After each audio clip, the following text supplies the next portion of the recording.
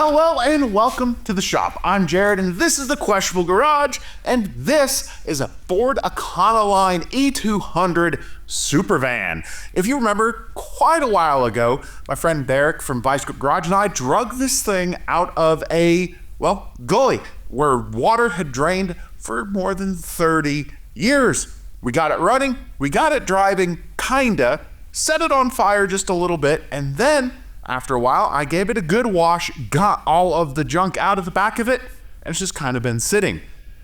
Which I don't like vehicles to do. I'm not a fan of things sitting around back in a tree row, especially after you drug them out of a tree row or, drainage gully. A lot of you have been asking about it. What are we doing with it? Well, unfortunately, Derek and I's schedule, they've not aligned up at all for us to do any big builds. Also, we've just kind of been all over the place with potential builds.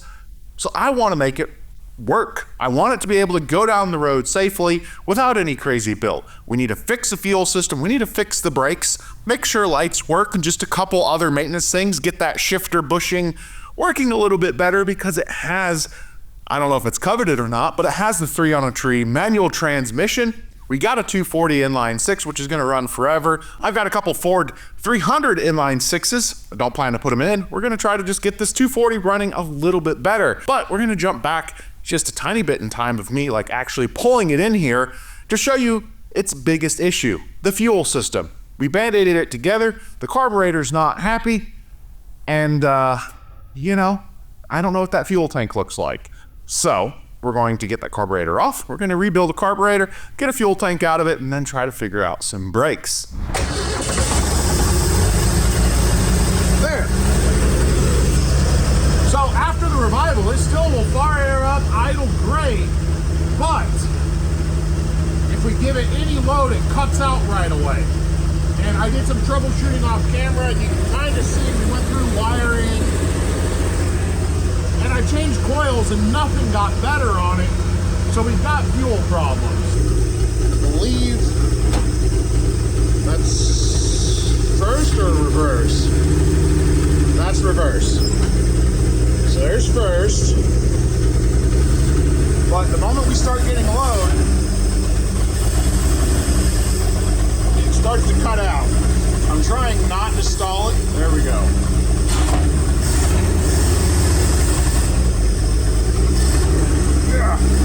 Manual steering, one partially flat tire, no brakes, and a camera.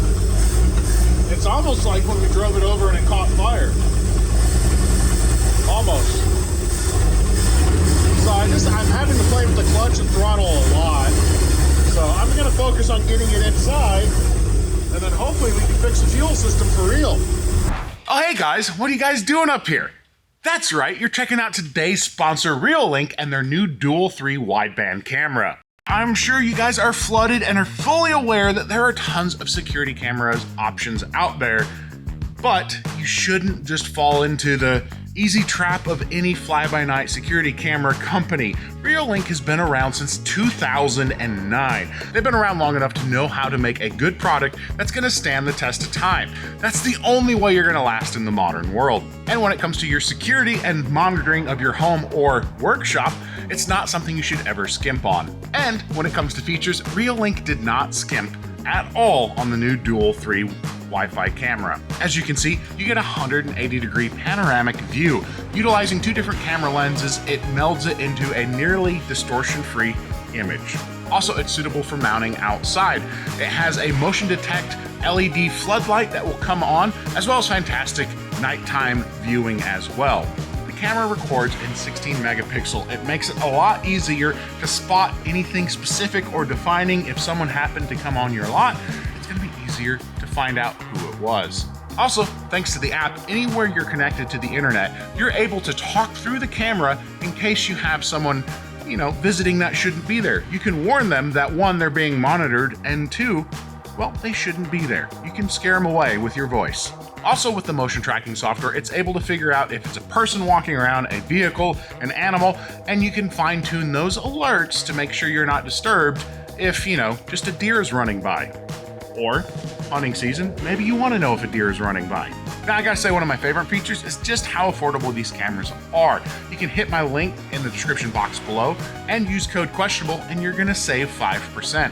These things are absolutely phenomenal. It's not this brand new fly-by-night company. Again, 2009. They've been around for more than a decade, actually pushing over a decade and a half. That is a long time. You're gonna be able to get a camera that you can trust, have high quality components, and keep your stuff monitored and stay safe. Hoping we can get this carburetor carving a little better, because then we fix the fuel tank and we, drive.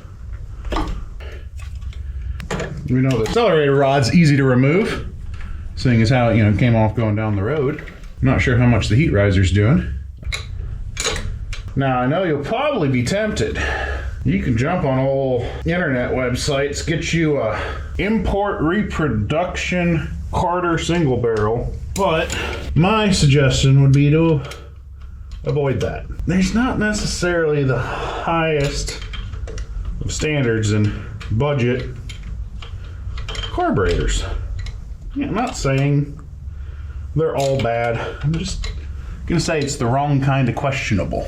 And we always try to do the right kind of questionable here. So it'd be so much easier too if I just did fuel injection. Thing I know like the back of my hand. You got magical air leaks and bleed valves and adjustable bleed valves. But they do work. Otherwise they wouldn't have used them for so long. It just so happened, something's a little better at things. All right, let's get ourselves a carburetor ripped down. And I'm 90% I got a carb kit on the shelf for this. At least I hope I do. I'm not sure how on the shelf these things are. I want to get it all blown apart, see what things look like. And then we'll fire up, I got an ultrasonic cleaner. We'll get some fresh juice in and go to town. Ow, pinched my finger.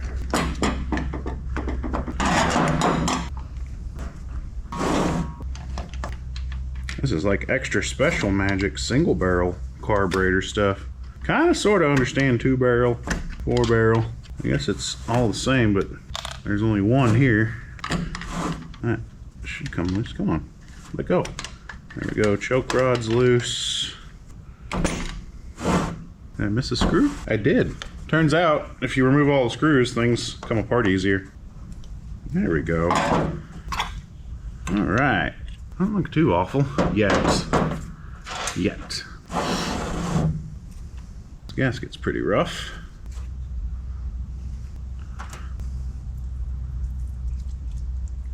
Nothing too bad there. So that's the accelerator pump assembly. I'm really curious. We got some of those, 2-week out forecasts claiming up to 15 inches of snow here in Georgia. For some reason, I don't feel that that's very accurate. Watch me end up eating my words, but I don't see it happening. So, I might actually need some pliers. You can't just do this all with a screwdriver? Come on. Yeah, I have not been inside this thing. It doesn't look awful, but it definitely is not, clean. Okay, accelerator pump appears to... What is holding... Oh! That comes all the way through here and is what's stopping it from coming up. So, I'm gonna take this off.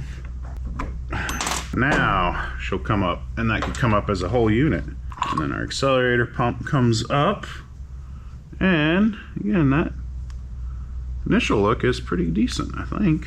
Spring, slide over and off, spring up. I mean, she's a little full, but definitely wouldn't say bad. Sometimes old fuel's good compared to new fuel. Now, I do remember I didn't actually do the carb, but I did pull that and weld that shut. Some old emissions goodies. We'll have to re-find our home for that piece. Yeah, I'm just wondering, again, if we had something somewhere just a little bit clogged, because the moment you put a load on it, any type of substantial load, it would backfire and cut out. And that's still not to say it couldn't be ignition, but you'd think after several different ignition coils, nothing obvious inside the distributor, that you probably have something in the carb on your fuel side. Like, you know, a broken vacuum cap on your EGR port. Anyone notice that the rubber caps you buy now, they just don't last? You used to be able to put a rubber cap on something and be done with it. Nowadays, it's all junk. So, I'm gonna assume that's our idle circuit here. No evidence of one anywhere else. How many turns to in are we? So if we go half, 1, 1.5, 1 3/4 in, which is about right. When I put a carb together, I'll screw them all the way in and come out between. Ooh, there's a ball that goes to that mystery part.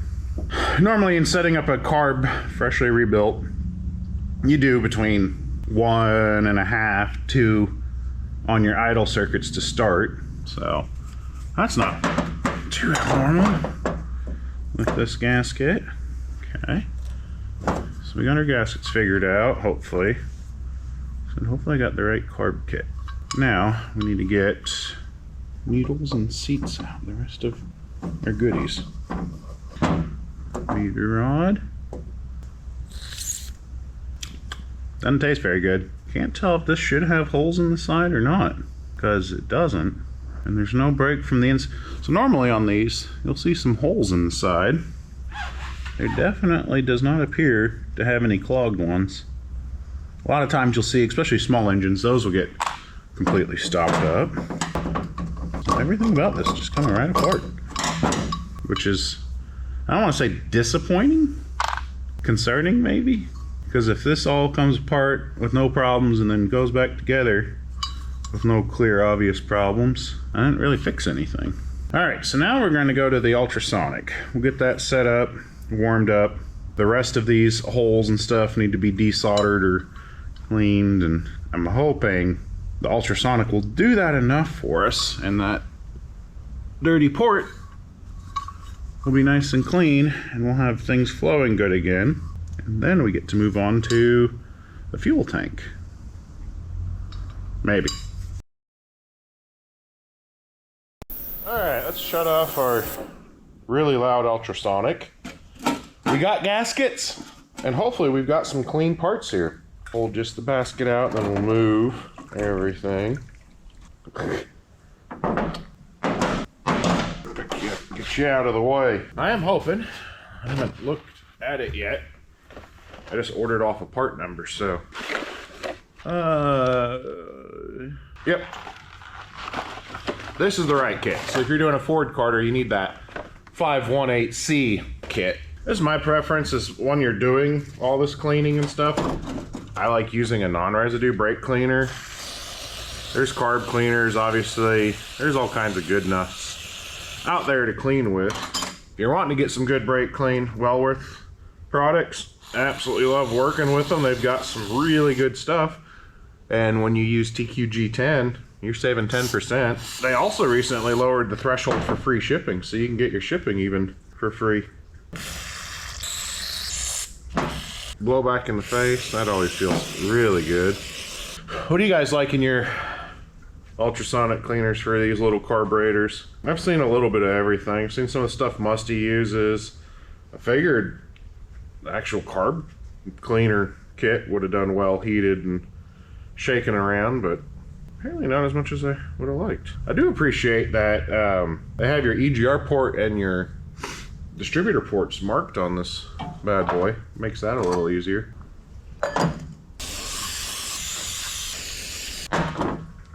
My goodness, another blowback right in the face. I might have to go get glasses here. I want to get this dang van like going down the road. Whew, let me tell you what, the non-residue Wellworth, you know it's good because of how bad it hurts your eyes. Whew. How's your guys' projects coming along? Are you smart and have just 1 or 2, or do you have like 36 like me? So that half the accelerator pump's working, right? See, the way it was behaving though, is when you're already moving that it starts acting up. Lends itself to the potential of an accelerator pump or higher closed circuit. So carburetors really are kind of cool in how they work. I mean, you'll hear them referenced as like calibrated air leaks, and that really is one of the most accurate ways of describing them. They use airflow and how it passes over certain things to draw the fuel in. Venturi's principle. That's why they get, you know, jokingly called magic a lot and all these different things, and I won't call it magic, but it is stinking cool, and I'm not the best at tuning at all and understanding all the exactnesses of it. If you've ever seen those videos where someone's trying to demonstrate the benefit of a really good header and air scavenging and pulling out, it's kind of that same thing. What they're doing is they're using airflow to create a vacuum and pull something out. We're attempting a slightly different task in a carburetor, but again, we're using air flowing to get what we want out of something. But before we can really test if it's driving better, I'm gonna have to get the brakes braking and air in the front tires again. They've gone flat again.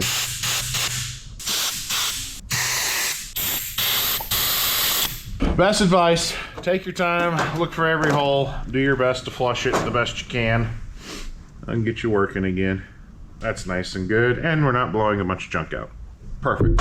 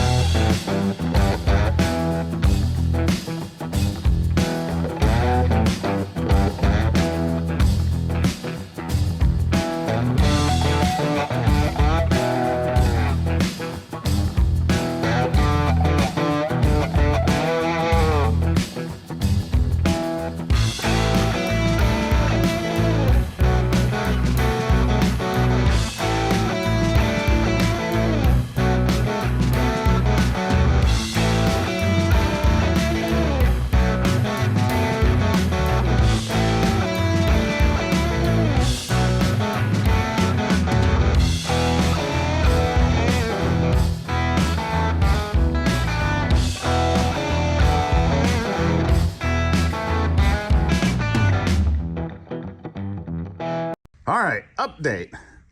You probably saw in that time lapse a lot of just confused staring. I was searching online. I was looking in this really good diagram, finding similar diagrams online, and getting absolutely nowhere. My accelerator pump, none of this felt right. We put it together how we took it apart with those. Come on, camera. Right there. Oh, there we go. With those shims inside the accelerator pump housing, because that's where I took them out.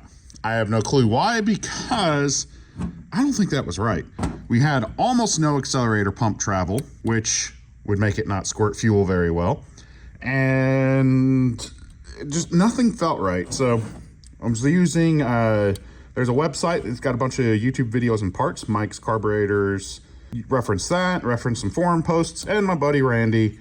And doing that, shifting those shims over, that feels a whole lot better. Also, one thing you saw me do is it uses a little check ball in there, and oh, not there, in this hole.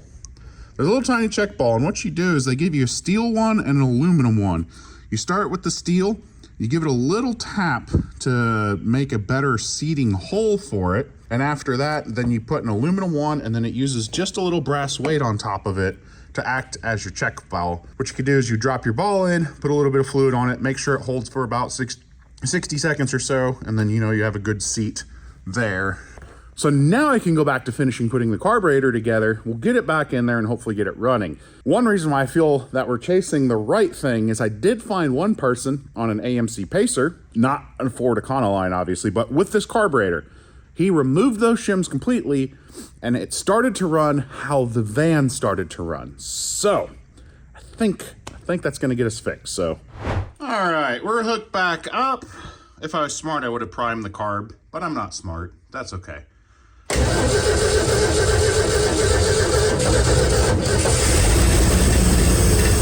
mean, let's try a little more idle screw. That is, I'm calling that a success so far. Maybe a little less idle screw.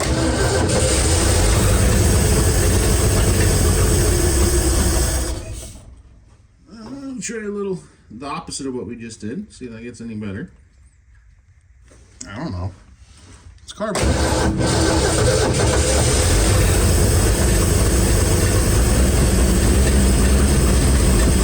at that thing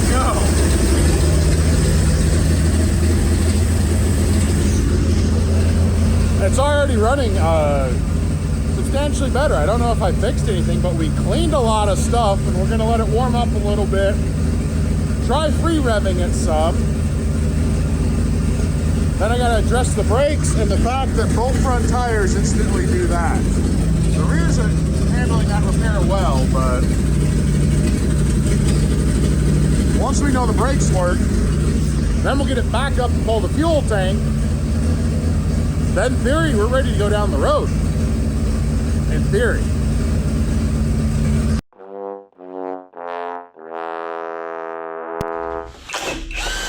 So you may be wondering why we're suddenly in the corner of the shop getting ready to pull an oil pan off of a Ford 300.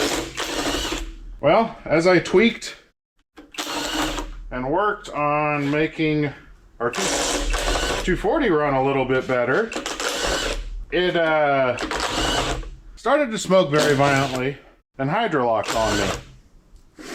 As it turns out, its head gasket between the cylinder has gone bad. And in turn, our 240's gone bad. So quite a time back, I got a pair of Ford 300s. This carbureted one and a fuel injected one. Not that it's really any part of what I was planning to try to do, but the 240 knocking, I'm like, cool, put a 300 in it. Want to turn this thing over. Yeah, if I remove those last two bolts, it might come off easier. Maybe I'm wrong, but it did not sound happy. Well, I don't see any material in there. Definitely not a timing chain. These are gears. Maybe it was wrist pin. Well, maybe I do have a usable 300. I mean, these engines are hard to kill. I got a dead one on the Econoline, but none of this looks hot or bad.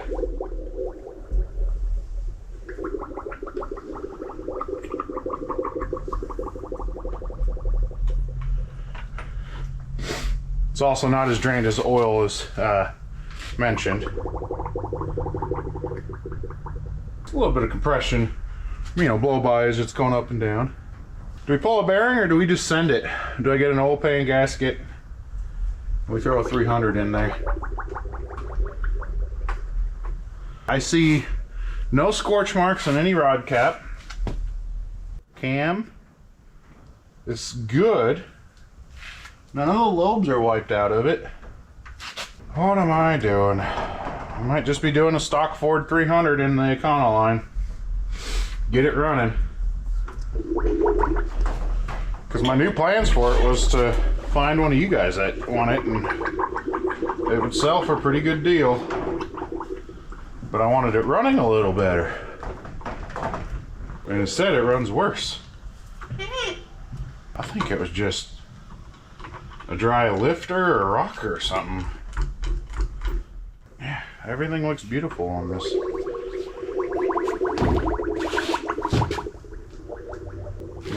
let's throw the pan back on with a couple bolts, roll it so I can drain it, clean up the mess, and work on getting this thing out in the open. All the accessories from the van will have to go on, the fillers, the distributor and stuff. That's what we'll do. Gosh darn it.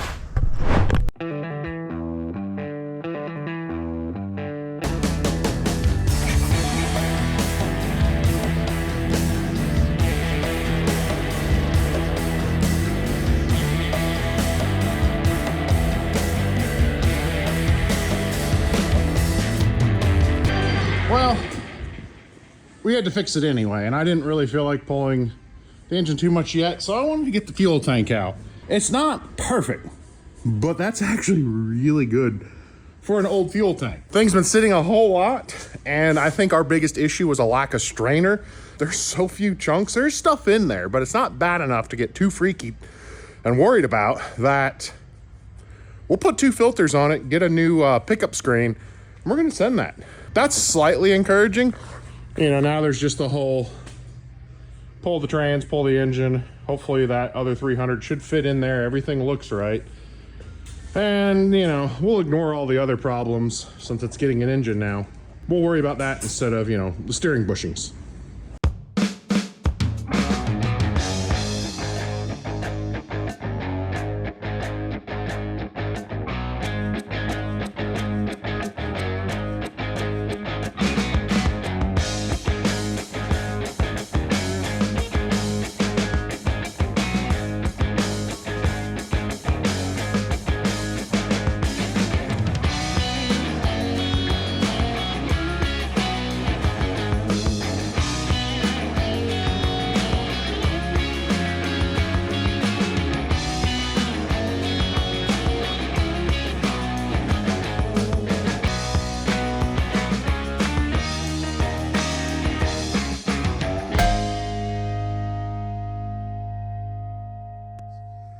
I just got punched in the face. We'll show you that in a second. But we got the trans out. We got the bell housing off.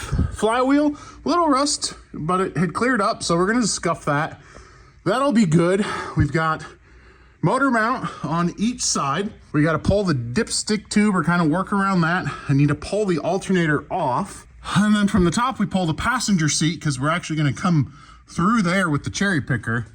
And then I need to clean up. I don't know how bad YouTube is with gore.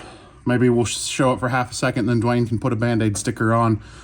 But that hurt a lot. I'm trying to do a good thing. I could have just given up on you, Econoline, but we're upgrading you. You're getting a 300. We're making decent time. Vans are fun. No, they're not. They're just a pain to work on.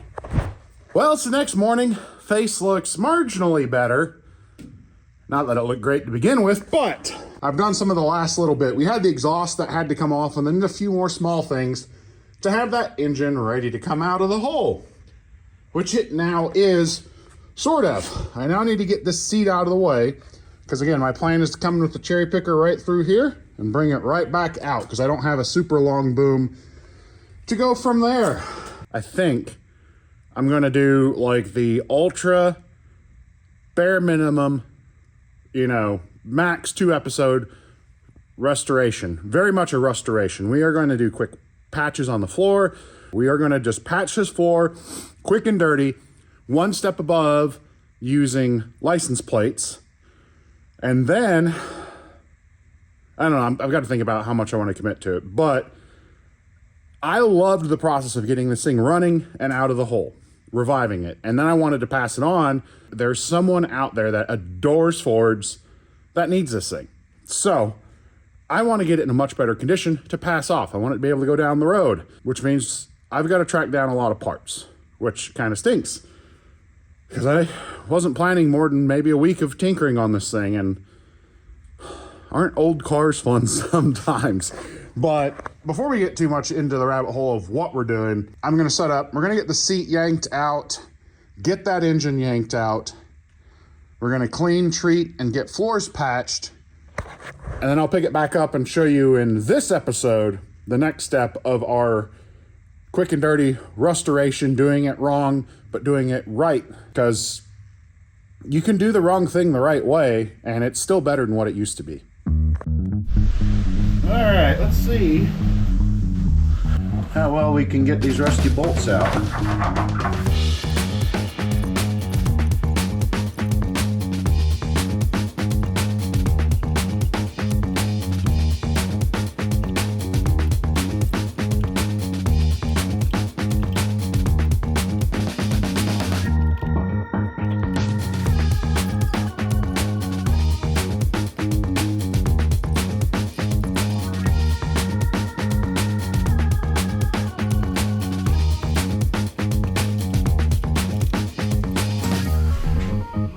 Really didn't see myself pulling a Ford 300 or 240. Most likely putting a 300 in it. But you can't always control what cars and life's gonna give you. You got the option of sitting around and complaining about it, or doing what you can, fixing it, moving forward. Oh, complaining sometimes is kind of nice, but it won't solve your problem. Also, I am using the one lifting strap from my big engine sling. I don't want to do 4 corners because I need to be able to, turn it and spin it pretty easily. And my engine hoist doesn't have a spinning bit. And I figured I can use just one of these straps because at least the math in my head works. It's rated for up to 1,500 pound dressed engine with, 2 of these straps hanging off the bar. So in my head, I have at least 750 pounds worth of, capacity here. And I don't have 750 pounds worth of engine to lift. So surely it's gonna work, right? Also, I'm gonna pop this carb. I don't wanna ruin it. I don't know that I rebuilt it right, but we rebuilt it. I don't know. I probably could have kept fighting this engine. And the fact that this thing was blowing, I should have filmed it. The more it ran, the more blow by we were getting. And it was a mixture of the sweet kind, also known as the not so sweet kind, because that's, head gasket. We were losing holes, so everything that had come back to life died again. So it just wanted to be done. I got a phone call from a gentleman late one night about this van. He was like, "You want to know about it?" And at first I was like, "It's really late at night. Why are you calling me?" But I have to know the story. I have to look up the name of the funeral home, but this was the graveyard maintenance van, and that's why we found the grave marker that we were kind of confused with. So before it was a plumbing van, it just ran around and took care of the landscape and burial plots and stuff. It's kind of cool to get the history. This has been a North Georgia truck its entire life. Cornelia, the graveyard's just up here in Cornelia. How's it look over there, guys? Also, I'm glad I pulled the bell housing. I probably should have pulled the pressure plate, or not the pressure plate, the flywheel. Actually, we might have to do that right now.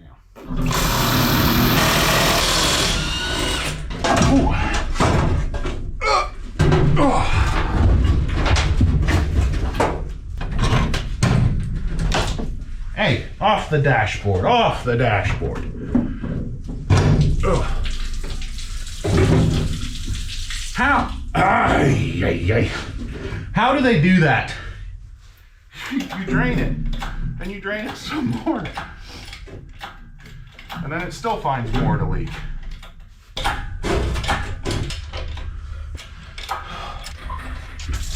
Where's it coming from? Well, there we have our 240 cubic inch inline 6.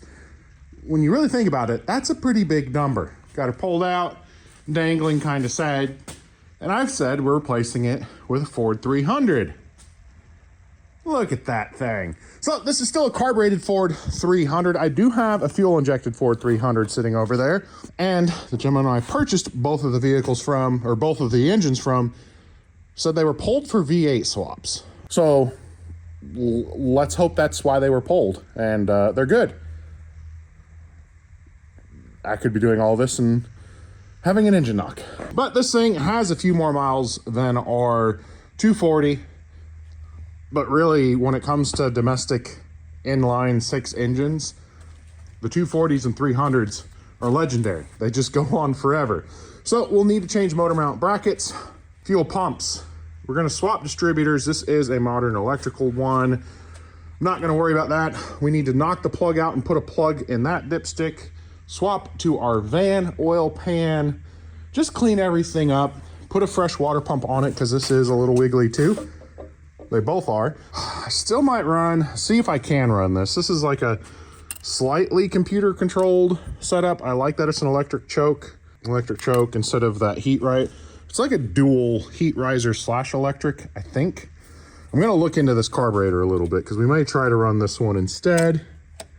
Because that one, right there, camera, it's quality remanufactured. I don't know. We might have to switch to our single solenoid. A couple things there. There's parts to switch. That's not this episode because I got to order a lot of parts. Well, not a lot, but I need gaskets and things to swap our engines over.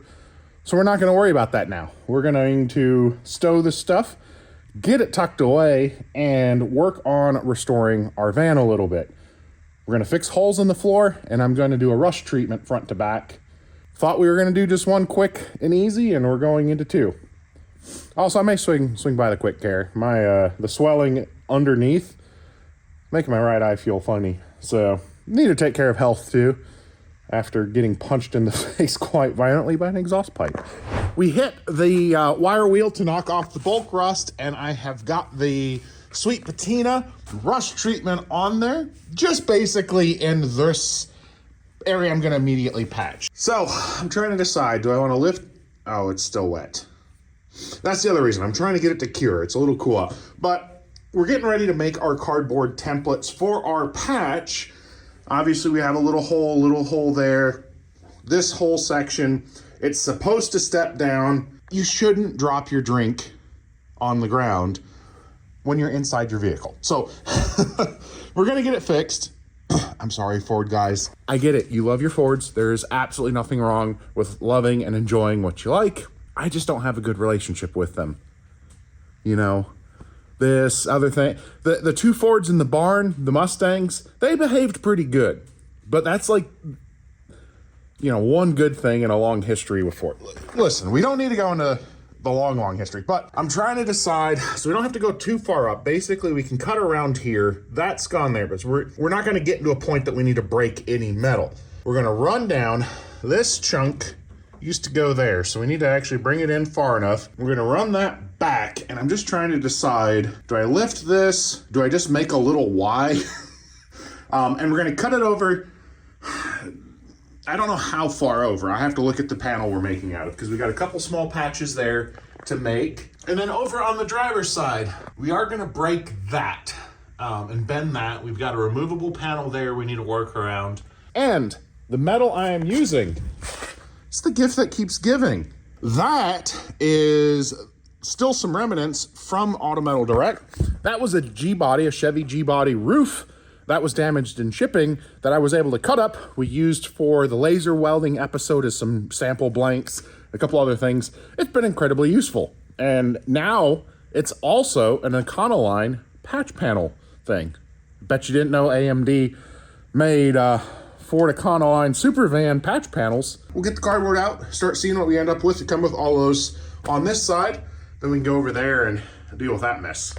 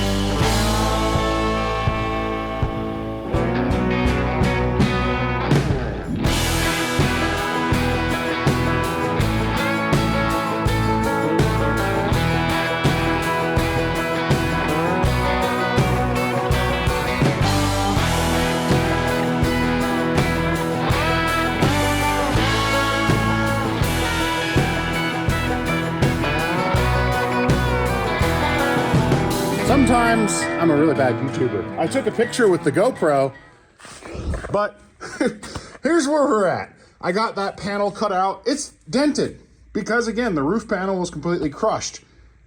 I'm okay with that because it's better than giant holes in the floor. We are just working on getting this thing together as right as we can, as quick and cheaply as we can.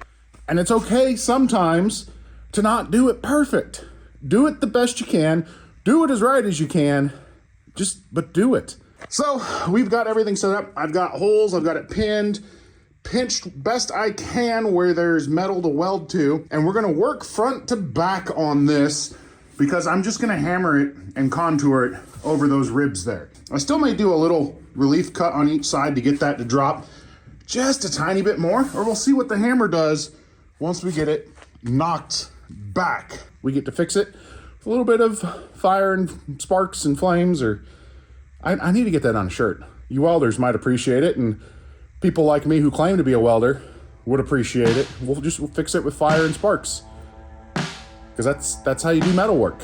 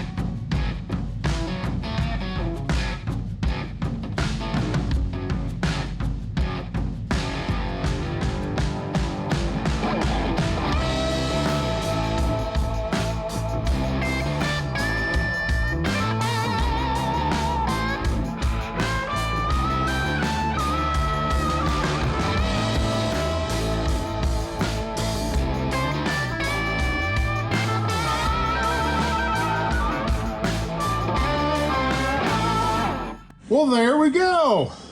Not the prettiest, but it is ready for seam sealer and paint. And there's no longer giant holes. Pretty happy with how it all patched in. That little tiny spot and that big old spot left to go. So we're gonna give this thing some love. Then we're gonna pick it up and get the bottom kind of coated and treated and cleaned up just a little bit more, because I don't have any parts and I want to get a little bit more done on our Econoline before we wrap up. Giving it a lot more love than it's giving us, apparently. They deserve it. Donut said it best. Cars are pain. All right, let's take one final look underneath here. Again, she's not perfect. There's a couple small rust holes we could still patch up, but we're not going to. While we're waiting for parts to come in for our one engine to combine that into one useful thing, we're gonna make the rest of the Econoline look good. So we can end on a bit of a high note, you know, not just bleeding from the face. We're gonna have something looking pretty good. So one last walkthrough. Dirty wheel wells, you know, a pretty good bottom, but could use a little bit of rust protection. And we got some rusty components front and back. There's a lot to do before it's ready for the next step. So I'm gonna call in some help, because we have got to knock all the loose stuff off, scuff everything. We need to degrease pretty much everything, and then finally paint it. So I'm gonna need a hand or two or three. I don't know how many people we can fit under the van, but we're gonna get busy. So cue some fun music and cue working and making this Econoline the best it can be, even though it doesn't like me. I like it. It deserves life.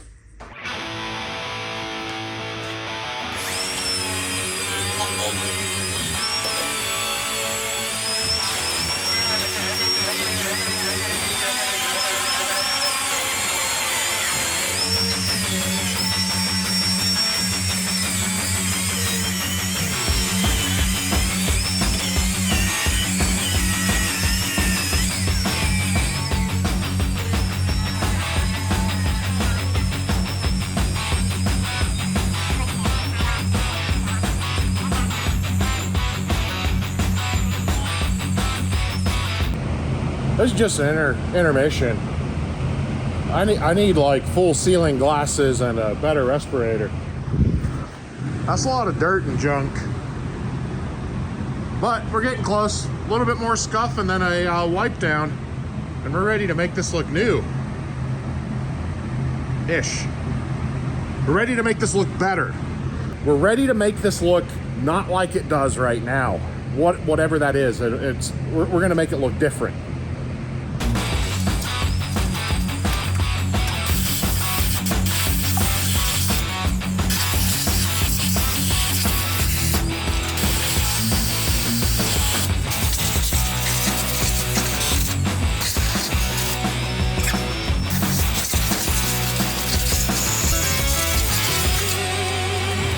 Some of you asked back when we did the Duster, my special paint. Now, I would love to just spray the whole bottom of that with some blackout rust remover or something like that, but it's very expensive and it's not a Mopar.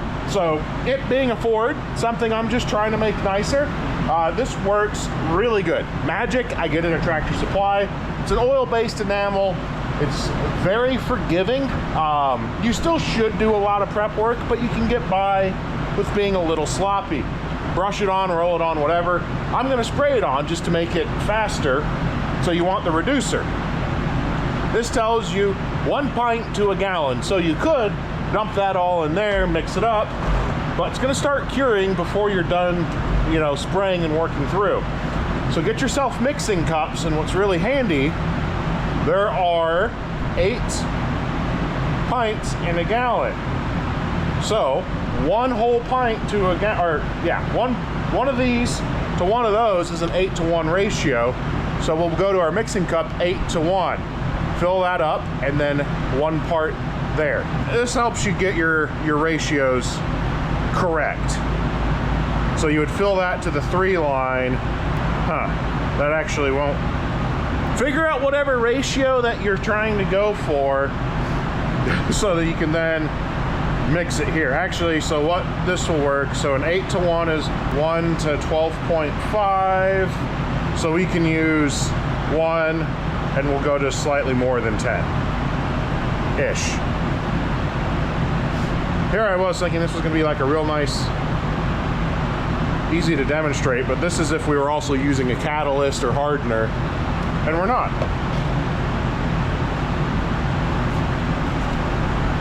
More important for pretty paint, filter, you know, filter your things. I'm still gonna do my 8-to-1 and just kind of eyeball that, right? Make sure you get it good and mixed up, and I'm probably gonna give up on that filter. Holy cow. Good news is, we are barely above minimum spray temperature. So, we'll spray that, mix that. I got a Harbor Freight gun. I wish I had a 1.7 nozzle. I got a 1.4 millimeter. You play with knobs until it sprays how you want it to go. Spray at a temperature. I got a particulate filter. We'll see how it all goes. But I'll move you to under the car. I'll finish mixing up, and then we'll start blasting.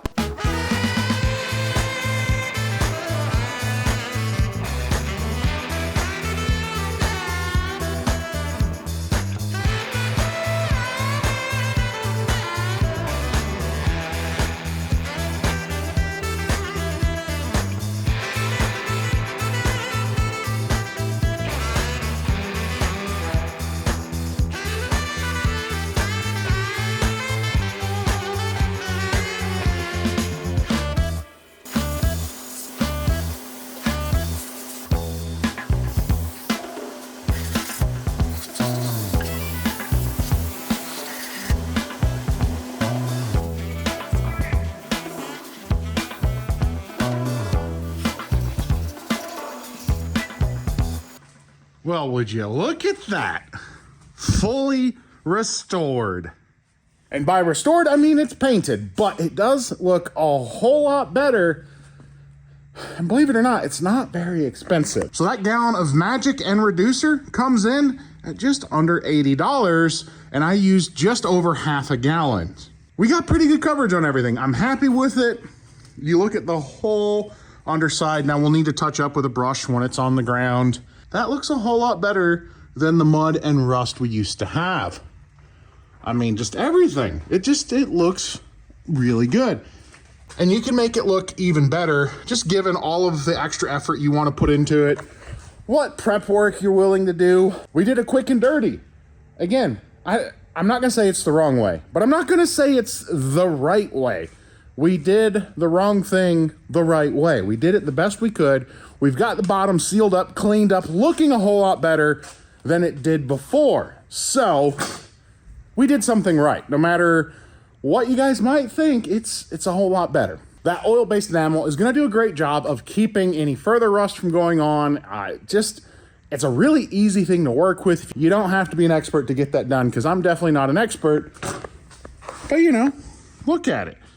I'm sure some of you are going, well, obviously you're not an expert, but I don't care, because that looks a whole lot better. We're making this Econoline something a little bit more than it has been for 30 some odd years. It sat in a ditch and then it's drove 5 miles and it's been sitting a lot more. But we are on the process of getting this thing on the road, ready for someone to drive it. It's gonna need a little bit more work. We're waiting on some more parts to come in to get that engine ready to go back in the thing, you know. Hopefully the exhaust and I cooperate a little bit better. There's no more punches to the face, but I feel like we have accomplished a whole lot. Hopefully you learned a little bit. We got the carburetor cleaned up, talked a little bit about that, and I showed you a really effective way to make your car look a whole lot nicer underneath for less than $100. Because if you don't have an air compressor, you still can brush this on. You don't have to spray it. Just spraying is a little bit faster. So the Econoline is turning in a ton more work than expected, but a lot of you have been asking for updates. I hope you're enjoying your updates. And I didn't bleed for nothing, because every car deserves its chance to find its forever home, and we're getting this one ready for it. But that is gonna do it for today's episode. I'm all out of parts. Editor Dwayne has a vacation coming up, so I need to get him footage. So I'm Jared, reminding you guys to always make questionable choices. And even if the car doesn't love you, you should love it and give it some fresh magic paint, and maybe it'll quit punching you in the face with an exhaust. We'll see you next time.